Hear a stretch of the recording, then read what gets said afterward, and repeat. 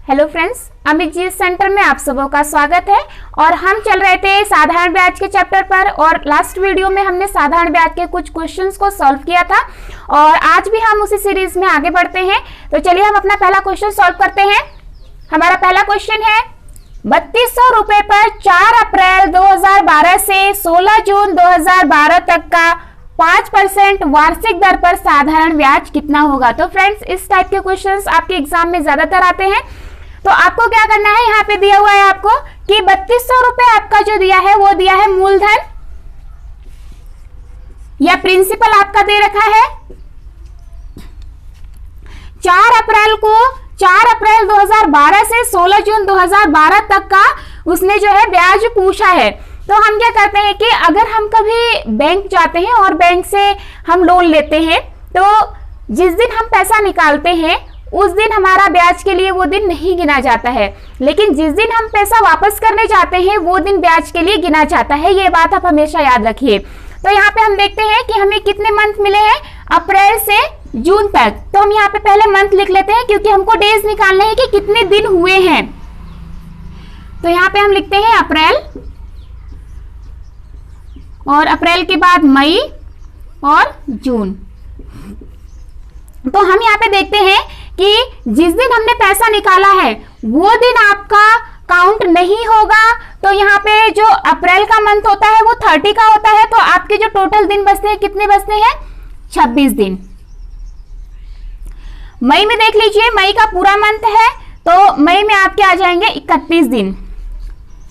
और मैंने आपको बताया कि जब हम पैसा जिस दिन डिपॉजिट करने जाते हैं यानी वापस करने जाते हैं तो वो दिन भी ब्याज के लिए गिना जाता है। तो यहाँ पे आपका कितना दिन है? 16 जून तक। तो ये आपका 16 दिन आ जाएगा। अब आप इन्हें ऐड कर दीजिए कि टोटल आपके डेज कितने आ गए। तो यहाँ पे हम ऐड करेंगे तो ये आ जाएगा आपका 73 दिन। लेकिन हमें क्या पूछा है? वार्षिक पूछा है। जब वार्षिक दर पूछा है तो हम इस दिन को भी क्या कर लेते हैं? वर्ष में चेंज कर लेते हैं। और वर्ष में चेंज करने के लिए क्या करेंगे? हम यहाँ पे निकाल लेते हैं समय। समय हो जाएगा आपका 73 को आप 365 से भाग दे दीजिए क्योंकि एक वर्ष में कितने 365 दिन होते हैं। तो आप भाग दे दीजिए। ये आपका काटेंगे तो ये आ जाएगा आपका 1/5। तो ये आपका क्या हो गया? इतना वर्ष यानी कि हमने जो समय निकाला वो वर्ष में निकाल लिया 1/5। अब आपको क्या करना है? समय आपको यहाँ दिया हुआ है, प्रिंसिपल आपका दिया हुआ है 3200 रुपए और दर आपका कितना दे रखा है? 5%। तो यहाँ पे एक बार आप लिख लीजिए, जो आपका मूलधन दिया है प्रिंसिपल वो आपका 3200 रुपए दिया है, जो रेट दे रखा है वो 5% दिया है और जो समय दिया है, टाइम दे रखा है वो हमने निकाला है 1/5 वर्ष। तो हमें क्या निकालना है? साधारण ब्याज निकालने के लिए यानी कि ब्याज को कैलकुलेट करने के लिए सबसे पहले क्या करना पड़ेगा? ब्याज परसेंट निकाल लीजिए पहले की तरह।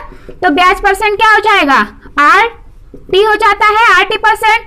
तो ये क्या हो जाएगा? R का आपका जो वैल्यू है 5 है और T कितना हो गया? 1/5%।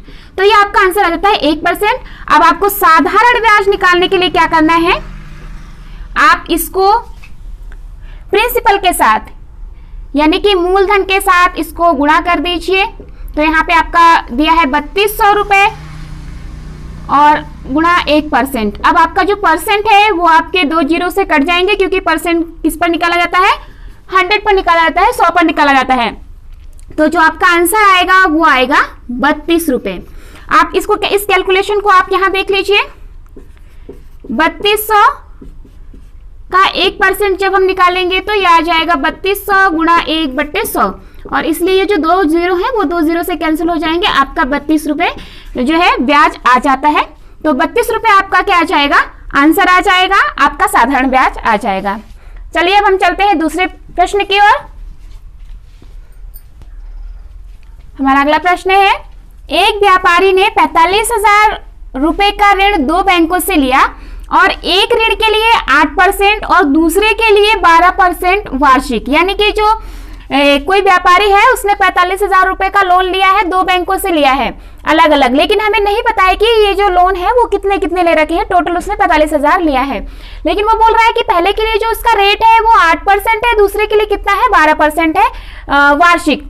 यदि एक वर्ष का कुल ब्याज 4,440 रुपए है, तो 8% की दर पर उसने कितना धन लिया था। यानी हमें यहाँ पे दे रखा है, हम देखते हैं कि जो लिया गया जो कर्ज है यानी कि जो प्रिंसिपल है वो आपका कितना दे रखा है उसने, 45,000 रुपए। हम यहाँ पे मान लेते हैं कि जो प्रिंसिपल है वो 45,000 रुपए है, लेकिन इसके दो पार्ट्स हैं। पहला जो पार्ट है वो 8% पर है, जो दूसरा पार्ट है वो कितना है, 12% पर है। तो हमें ये पूछ रहा है कि 8% पर जो उसने ले रखा है धन वो कितना है। तो हम यहाँ पे देखते हैं, हम इसे सबसे पहले जो है फॉर्मूले से सॉल्व कर लेते हैं। तो हम ये मान लेते हैं कि जो पहला भाग है यानी कि जो फर्स्ट पार्ट है वो हम मान लेते हैं x।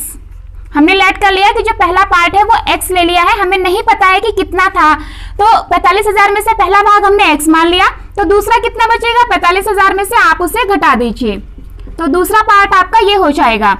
तो यहाँ पे जो पहला भाग ले रखा है उसने, उसका हमने मान लिया कि जो रेट है वो कितना है, 8% है, और जो दूसरा रेट है वो कितना है, बचे हुए धन पर जो रेट है वो कितना है, 12% है। अब हमें क्या करना है कि दोनों का जो टोटल ब्याज है, यहाँ पे हम देखते हैं कि जो दोनों का टोटल ब्याज है वो बता रहा है कि 4,440 रुपए मिल रहा है।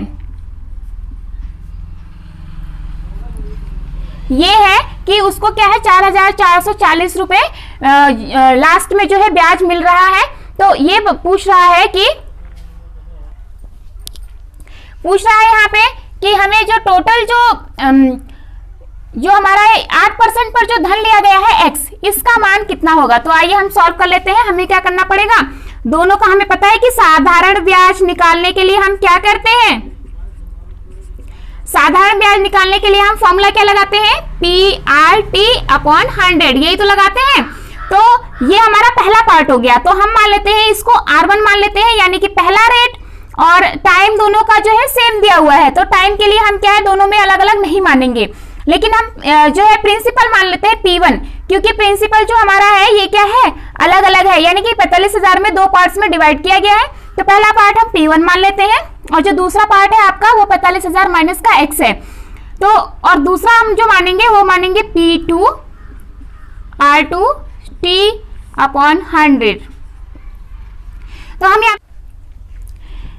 यहाँ पे हम जो P1 की वैल्यू रखेंगे, क्या रखेंगे, x रखेंगे, और जो R की वैल्यू है वो हमारी कितनी है, 8% दे रखी है, टाइम हमें 1 साल दिया हुआ है, और फिर उसके बाद में जो P2 की वैल्यू है, P2 की वैल्यू हमें कितनी दे रखी है, 45,000 माइनस x। तो हम यहाँ पे लिख देते हैं 45,000 माइनस x, और यहाँ R2 की वैल्यू है 12%, और टाइम 1 वर्ष और 100। अभी हमें यहाँ से जो पार्ट हमें कॉमन मिल रहा है, लेकिन यहाँ एक बात ध्यान दीजिए, जो आपको ये टोटल ब्याज दिया है ये पहले धन पर ब्याज है, ये दूसरे धन पर ब्याज है, जो कि हमने ये निकाला है, और इसको कितना दिया हुआ है उसने, 4,440 रुपए। तो हम इसके इक्वल इसको लिखते जाएंगे, आप यहाँ भी लिख लीजिए 4,440 रुपए। अब हमें इसे सॉल्व करना है, तो जो पार्ट हमें कॉमन मिल रहा है उसे कॉमन ले लीजिए, या आप अपनी मर्जी से जिस तरह से सॉल्व करना चाहते हैं आप सॉल्व कर लीजिए। तो यहाँ पे आपका आ जाएगा,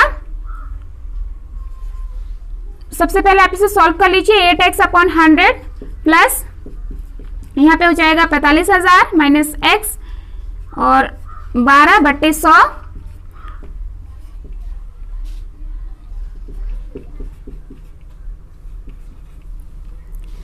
अब आप यहां से 4 कॉमन ले लीजिए और नीचे से आप 100 कॉमन ले लीजिए। यहां पे देखिए, जब आप 4 कॉमन लेंगे तो यहां पे कितना बचेगा, 2 बचेगा और x बचेगा, प्लस ये वैल्यू आप ऐसे ही रहने दीजिए, और 12 में से जब आपने 4 कॉमन लिया तो यहाँ पे बचता है 3, और आपने नीचे से जो है 100 वैल्यू यहाँ पे कॉमन ले ली है। तो अब आपके पास सॉल्व करने के लिए ये वैल्यू बची हुई है, इतना पोर्शन आपको जो है दिया हुआ है, जो 1 वर्ष का ब्याज है वो। अब आप इसे सॉल्व कर लीजिए,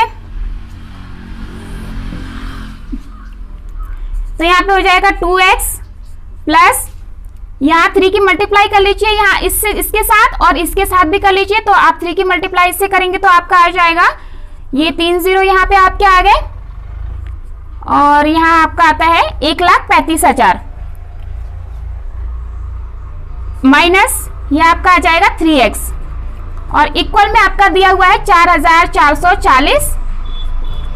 तो आप ये वैल्यू 4/100 को जब आप उधर ले जाएंगे तो आपका कितना हो जाएगा, 100/4 हो जाएगा। आप इसे कैंसिल कर लीजिए, 4 से करेंगे तो 1110 बचेगा। ये आ जाएगा आपका 2x। यही सॉल्व कर लीजिए आप, 2x और 3x को सॉल्व करेंगे तो बचेगा माइनस का x प्लस 1,35,000 बराबर आ जाएगा आपका 2 0। इसके भी यहां पे आप ऐड कर लीजिए, माइनस x। ये वैल्यू आप इधर ले जाएंगे तो क्या आ जाएगा, आपका घट जाएगा।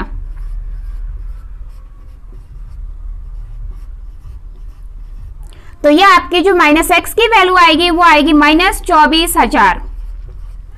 तो ये वैल्यू इससे कट जाएगी और आपका जो आंसर आएगा वो x की वैल्यू आ जाएगी 24,000।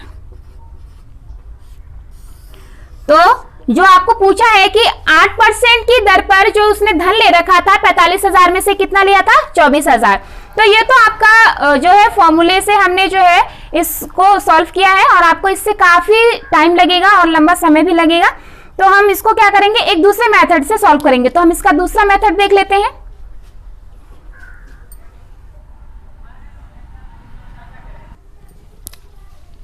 तो यहाँ पे हम देखते हैं कि इसी को हम सेकंड मेथड से सॉल्व करते हैं। तो सेकंड मेथड में आपको क्या करना है, यहाँ पे आपको फॉर्मूला लगाना है P R1 माइनस R2 और यहाँ पे प्लस जो आपकी टोटल वैल्यू दे रखी है, यानी कि जो दोनों बैंकों से उसने टोटल ऋण ले रखा है, आप वो वैल्यू लिखेंगे और इसकी R2 के साथ गुणा करेंगे और इक्वल में आपका आ जाएगा जो आपका ब्याज दे रखा है। मतलब सबसे पहले आप क्या लिखेंगे, जो आपका फॉर्मूला आएगा वो P R1 minus R2 plus जो आपकी टोटल वैल्यू दे रखी है ना, वो लिखेंगे, यानी कि जो आपका प्रिंसिपल दे रखा है वो लिखेंगे और R2 की वैल्यू लिखेंगे जो आपका रेट है, यानी कि जो सेकंड रेट है आपका कितना है, 12% है। और उसके बाद में जो आपको टोटल ब्याज जो दिया जा रहा है 1 वर्ष में वो लिखेंगे। तो ये आपका क्या है, ब्याज है जो आपने अदा किया है। और साथ में हम क्या लिखेंगे यहाँ पे 100/T। तो हम यहाँ पे देखते हैं कि जो समय है वो कितना है, 1 वर्ष है। अब हम क्या करना है, इसे सॉल्व कर लेना है। P की जगह हमने कितना माना था, जो है x माना था P की जगह, क्योंकि ये हमारा क्या है, ये हमारा P1 की वैल्यू है जो कि हमने पहले रेट की मान रखी है। तो यहाँ पे हम ले लेंगे x। R1 की जो वैल्यू है कितनी है, यहाँ पे 8 है और जो R2 की वैल्यू है वो है 12 प्लस यहां पे लिखेंगे 45,000 और जो R2 की वैल्यू आएगी वो कितनी है आपकी 12। यहां पे इसे सॉल्व कर लीजिए, 2 0 है तो आप 2 0 और ऐड कर लीजिए और टाइम हमारा 1 वर्ष है तो आप 1 से इसे डिवाइड कर दीजिए। अब यहाँ पे हम देखते हैं कि ये आपका जो आंसर आता है माइनस का 4x प्लस 12 का इसमें मल्टीप्लाई कीजिए तो ये आपका आ जाएगा 0 0 0, ये आएगा और ये आ गया आपका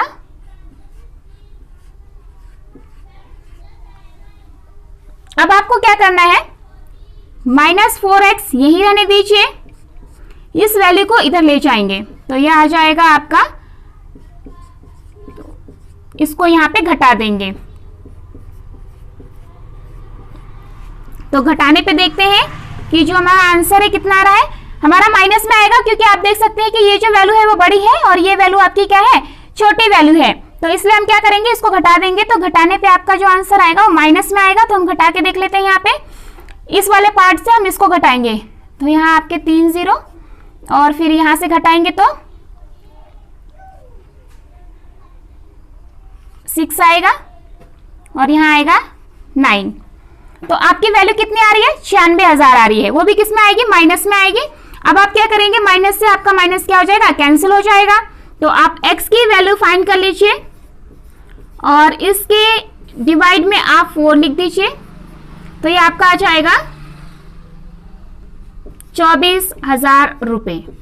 और यही आपका पहले मेथड से भी आपका आंसर आया है। तो आप क्या करेंगे, या तो पहला मेथड आप यूज कर सकते हैं यानी कि सूत्र के साथ में, फॉर्मूले के साथ में।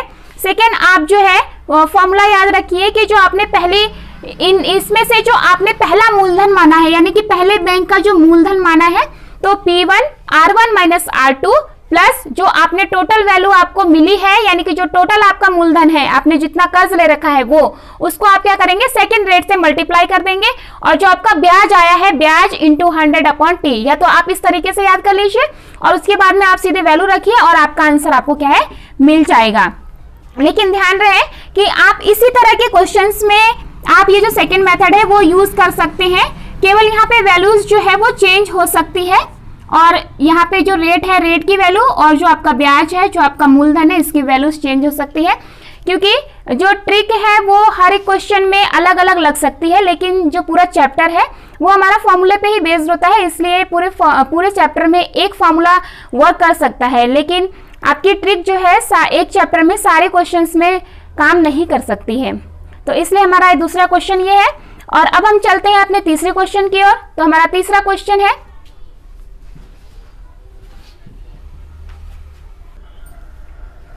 तो हमारा तीसरा प्रश्न है, कोई धन निश्चित दर पर 2 वर्ष के लिए दिया गया है। यदि ब्याज की दर 3% अधिक होती तो ब्याज 108 रुपए अधिक मिलता। तो हमें क्या करना है, मूलधन ज्ञात करना है। यानी क्या है, हमें यहाँ पे कोई दर दिया हुआ है जिस दर पर हमें 2 वर्ष के लिए कोई धन दिया गया है और यदि उसका ब्याज 3% अधिक होता तो ब्याज जो है 108 रुपए और ज्यादा मिलता। तो वो बोल रहा है कि मूलधन कितना था। तो हम मान लेते हैं कि जो मूलधन था वो कितना था, हमारा x था। हमने प्रिंसिपल मान लिया कि हमारा कितना था, x था। अब हम यहाँ पे देखते हैं कि जो पहला रेट है, पहला रेट हम मान लेते हैं कि R रहा होगा, लेकिन यहाँ पे ये कह रहा है कि यदि ब्याज की दर 3% अधिक होती तो हम जो दूसरा ब्याज है उसे मान लेते हैं R+3।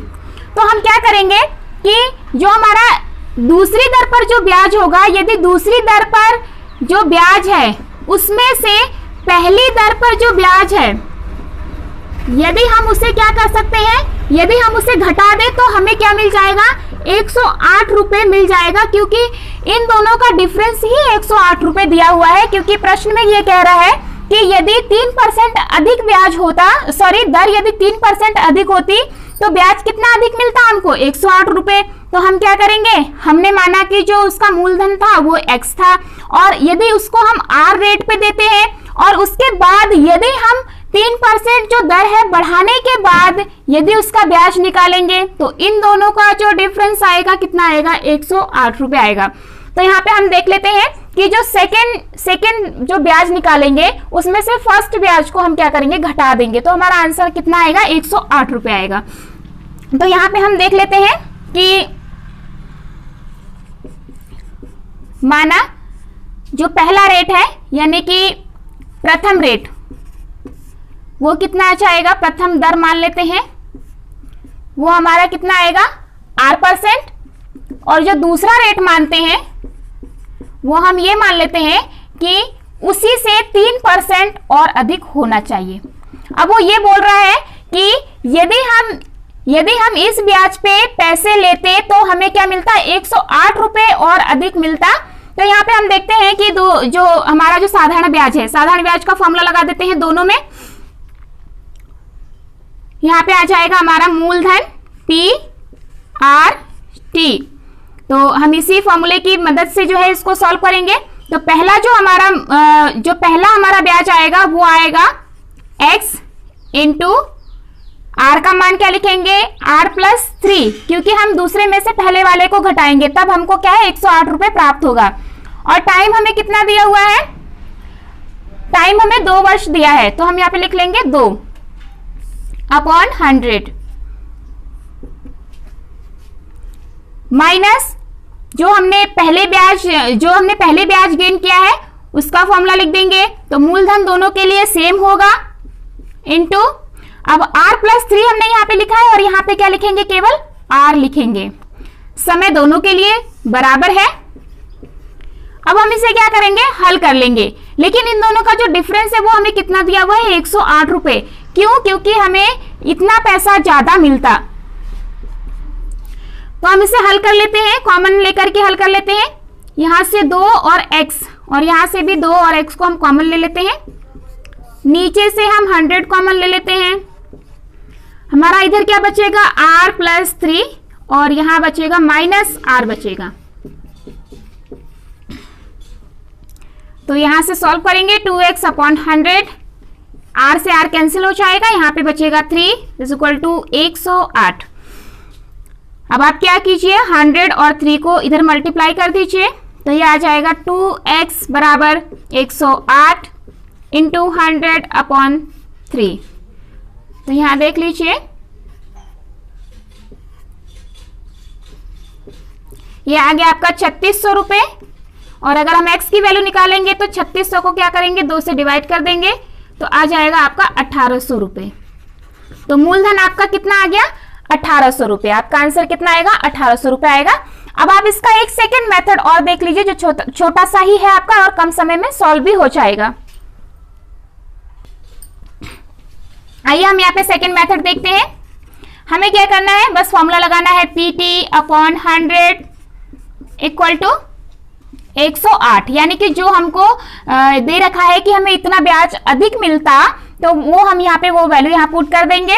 और एक काम और करेंगे कि हमें जो दर दे रखी है इस दर से यहाँ पे हम और गुणा कर देंगे बस, यानी कि उस दर से गुणा करेंगे जो दर हमें एक्स्ट्रा दी हुई है कि उस दर पे अधिक होने पर जो है ब्याज हमें अगर ज्यादा मिलता है तो वो दर हम क्या करेंगे, यहाँ पे गुणा कर देंगे। यहाँ पे दिया हुआ है कि 3% अगर अधिक होती तो ब्याज हमें 108 रुपए ज्यादा मिलता, तो यही 3% हम क्या करेंगे, यहाँ पे गुणा कर देंगे।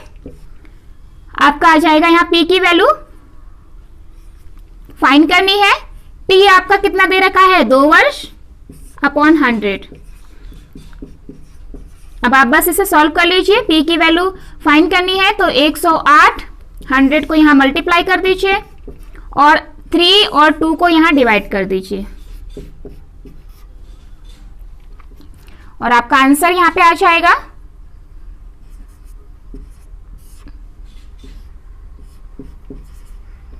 1800 रुपए। तो सेकेंड मेथड आपका बहुत ही इजी है और आप इसके ट्रिक को याद करके जो है आपके जो एग्जाम्स का प्रिपरेशन है वो कर सकते हैं। तो आज की वीडियो में बस इतना ही। हम इसी चैप्टर का जो है अगले क्वेश्चंस नेक्स्ट वीडियो में सॉल्व करेंगे।